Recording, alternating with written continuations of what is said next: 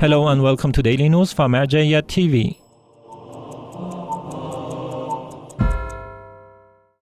Headlines: a review of the latest activities related to the religious authority in various parts of the world.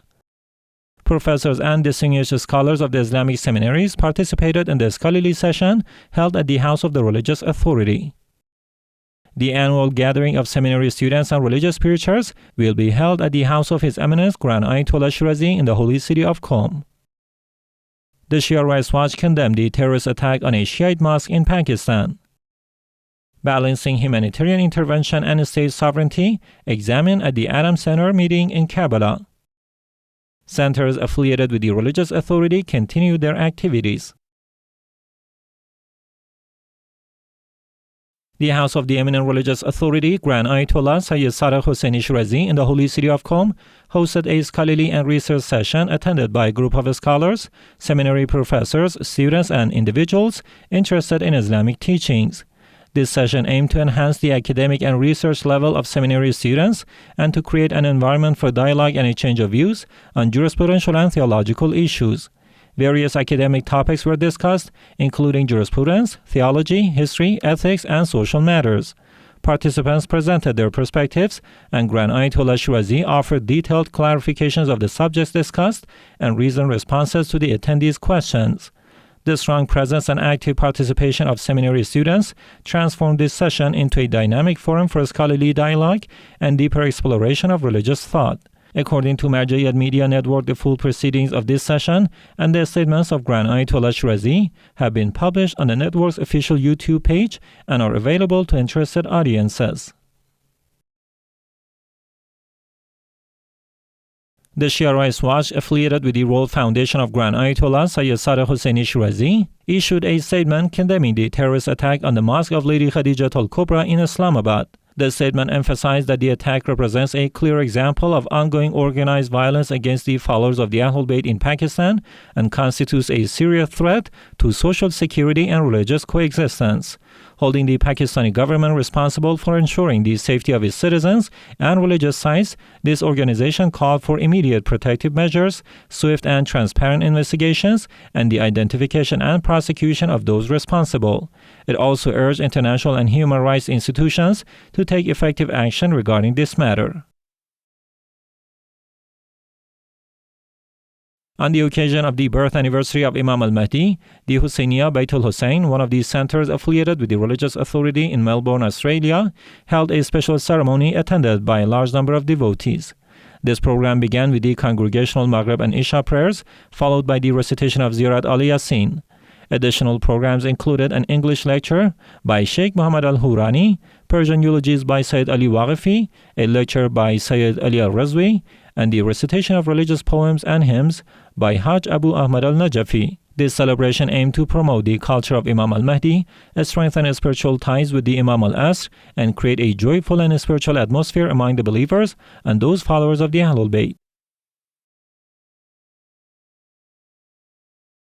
On the anniversary of the birth of Imam al-Mahdi, the office of His Eminence Grand Ayatollah Sayyid Hussein Shirazi in Mazar-e-Sharif, Afghanistan, slaughtered 6 sheep and distributed the meat among those in need. This program was carried out on the 15th of Shaban, 1447 AH, in cooperation with the Cultural and Charitable Al-Mustafa Foundation. The Adam Human Rights Center, affiliated with the religious authority in Karbala, held a session at the An-Naba Cultural and Media Foundation titled Balancing the Requirements of Humanitarian Intervention and State Sovereignty. During this session, Dr. Ala al-Husseini referred to the double standards present in international affairs and stressed the necessity of respecting the right to self-determination, national sovereignty, and regional security for all nations and countries. The Ahlul Bayt Islamic Thought Center in Baghdad held its annual meeting welcoming the blessed month of Ramadan with broad participation from female preachers. During this program, Ms. Al-Amiri, head of the Women's Department, spoke about the importance of religious outreach during Ramadan and emphasized the influential role of preachers during this period. Mr. Ali Sarai, director of this center, underscored the need to elevate religious and outreach performance in accordance with the sanctity of the holy month.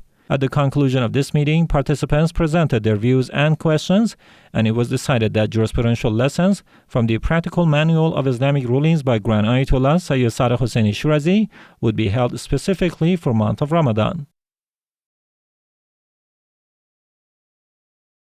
The annual gathering of seminary teachers and students, The annual gathering of seminary students and religious preachers on the eve of Ramadan 1447 AH will be held on Saturday evening, 25th of Shaban, corresponding to February 14, 2026, at 8:30 p.m. at the office of Grand Ayatollah Sayyid Sadiq Shirazi in Qom.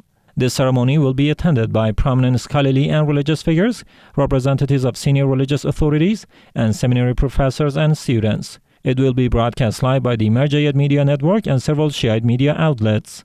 This gathering has been held annually since 1423 AH and serves as an opportunity to benefit from the guidance of the religious authority regarding religious outreach. In this context, selected remarks from his address prior to Ramadan 1446 AH were also highlighted. Speaking to a large gathering of religious preachers on the evening of 24th of Shaban, he emphasized the necessity of religious outreach and self-purification, stating, "The best of people are those who are most beneficial to others." He then stressed that human excellence is measured by the extent of benefit one provides to others, and the highest benefit is delivering eternal good to the hereafter, since the hereafter is everlasting.